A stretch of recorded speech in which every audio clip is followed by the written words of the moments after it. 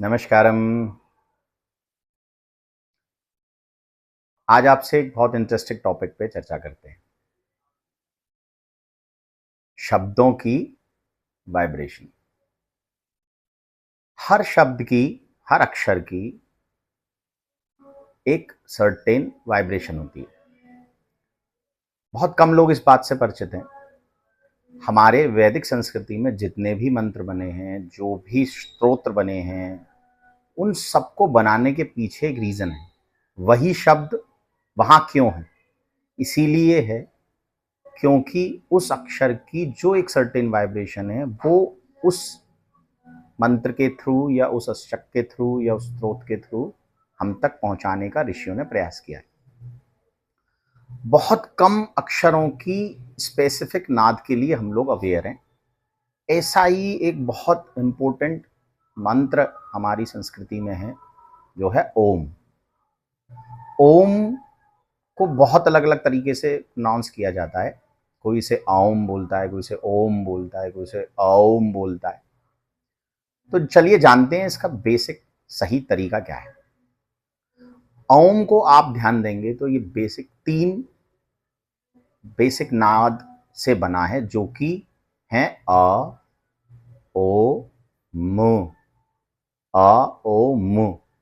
इन 3 sounds को मिला के जब हम उच्चारण करते हैं तो ओम की ध्वनि बनती है। आपको इसको इस चीज से समझाता हूं। आप अपनी टंग को बिना ट्विस्ट किए अगर कोई 3 शब्दों का उच्चारण कर सकते हैं तो वो आ, ओ और म है। आप करके देखिए। आप पाएंगे कि अगर जब आप आ, टंग ट्विस्ट नहीं हुई, ओ टंग ट्विस्ट नहीं हुई, टंग ट्विस्ट नहीं हुई, इस तीनों साउंडों को निकालने के लिए टंग को ट्विस्ट नहीं करना पड़ता। कोई भी व्यक्ति इसको बोल सकता है। इन तीनों साउंड्स की एक सर्टेन वाइब्रेशन होती है। इनको भी इसीलिए ही बनाया गया है क्योंकि जो इसकी वाइब्रेशन है वो हमारे 3 डिफरेंट पॉइंट्स पे हमें महसूस होती है, रिवर्बरेट करती है। आ की साउंड जब आप निकालते हैं तो वो हमारे नाभि चक्रा पे, जैसे नेवल सेंटर है, उस पर आपको फील होगी। ओ की जब साउंड हम करते हैं तो हमारे हार्ट चक्रा पर या हमारे रिबकेज का जो सेंटर है, मीट होती है, वहाँ वहाँ फील होती है। और की साउंड हमारे कंठ पर या हमारे होठों पर फील होती है। तो आइए इसको करके देखते हैं, तो प्रैक्टिकली आप समझ पाएंगे कि ये कैसे प्रोनाउंस होता है। आप इसे मेरे साथ कर सकते हैं या मेरे को सुनने के बाद भी कर सकते हैं। आ,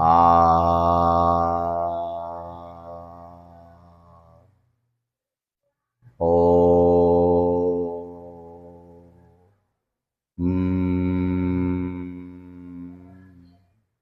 आपको इस चीज का ध्यान रखना है कि जो आ की साउंड है उसमें आपको अपना जो माउथ है वो वाइडली ओपन करना है, तभी आपको अपने नेवल पर उसकी रिवर्बरेशन फील होगी। ओ में आपको अपने लिप्स को एक सर्कुलर फॉर्मेशन में मोल्ड करना है, और म में होठों को बंद करके केवल अपनी साउंड को निकालना है। तो वो एक हमिंग साउंड क्रिएट करेगी। माँ नहीं बोलना है, सिर्फ हमिंग साउंड है, की साउंड है। तो आइए इसको सबको तीनों को साथ बोल कर देखते हैं। आप अपने हाथ आकाश की तरफ ऊपर कर सकते हैं, अपवर्ड कर सकते हैं, क्रॉस लेग पोजीशन में बैठ सकते हैं, जैसे भी आपको कंफर्टेबल फील हो। आ,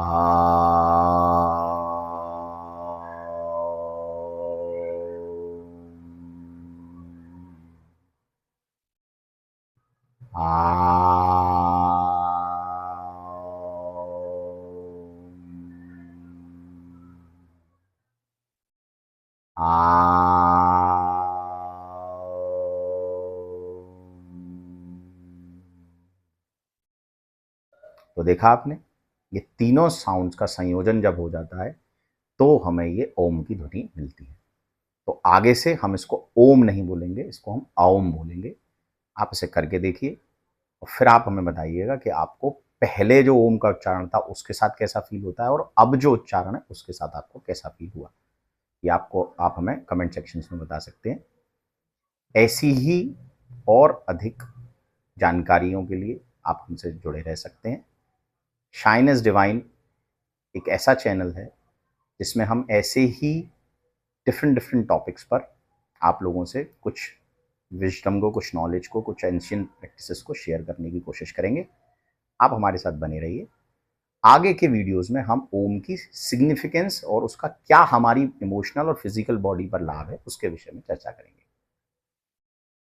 नमस्कार।